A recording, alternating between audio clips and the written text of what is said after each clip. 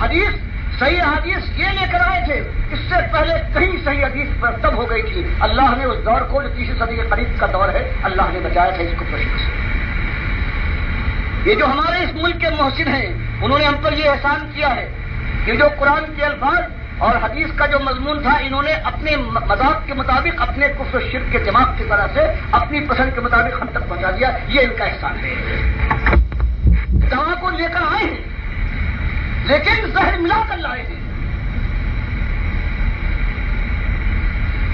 اب اگر کوئی کھول کر تمہارے سامنے لا کر رکھتا ہے کہ دیکھو یہ 300 سال پرانے ہیں، یہ 950 سال پرانے تمہارے بزرگ ہیں، یہ 11.5 سال پرانے ہیں تمہارے آدمی، ان کی کتابیں جو اس وقت سے لاکھوں کروڑوں چھپ چکی ہے، تم نے ہمیشہ کہا یہ ان کی کتاب ہے، اور اس کتاب کے بعد تم نے ان کی تعریف کی ہے رحمت اللہ علیہ، اور امام تم ان کو گردانا ہے.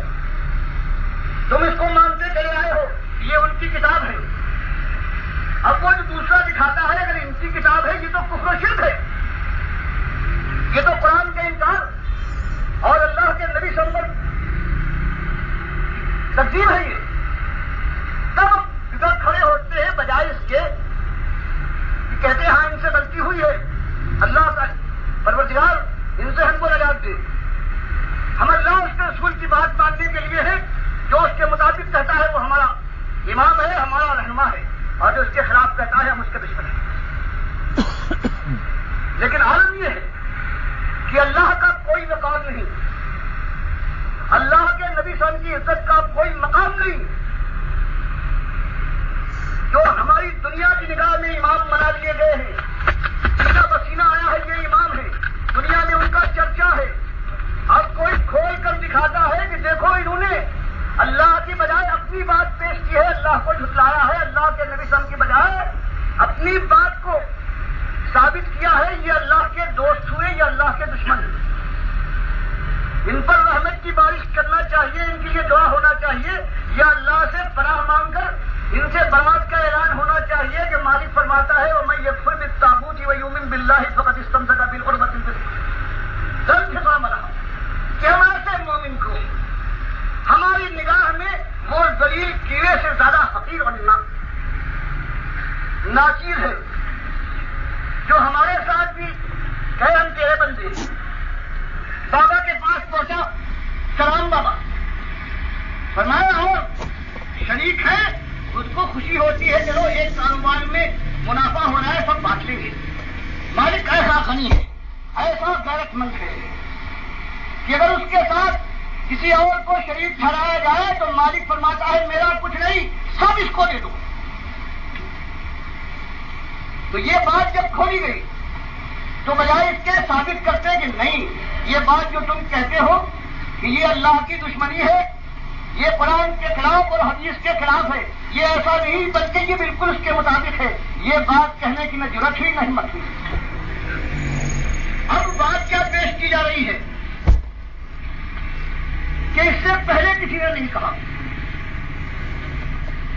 تو اس کی مثال بالکل ایسی ہے کہ عیسائیوں سے کہا جائے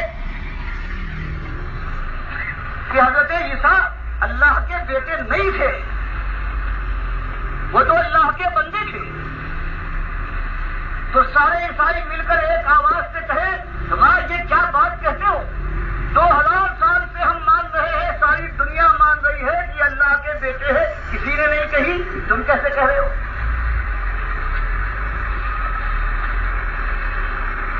تو بات کا جواب یوں ہوتا ہے، بات کا جواب تو یہ ہے کہ ہاں کتابیں ان کی ہیں. یہ کیا بزدلی ہے، 1000 سال سے کہتے ہو یہ کتابیں ان کی ہے، اللہ ان پر رحمت کرے، کیا راہ دکھائی ہے.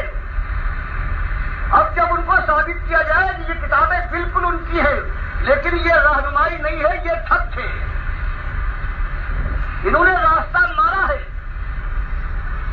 تب بجائے اس کے کہ ثابت کریں کہ ہمارے باپ دادا نے، ہمارے علماء نے جو ان کی تعریف کی ہے یہ اس کے مستحق تھے، اب یہ کہنے لگے ہیں کہ صاحب کسی نے نہیں کہا.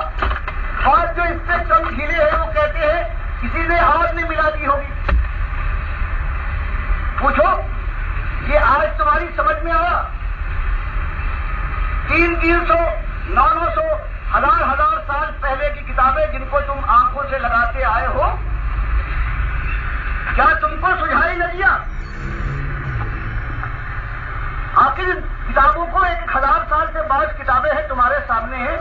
پہلے تمہاری زبان سے کیوں نہیں نکلا کہ اللہ کی کتاب کے خلاف؟ یہ رحمت اللہ علیہ نہیں بلکہ ذات اللہ تھے، کیوں تم نے نہیں کہا؟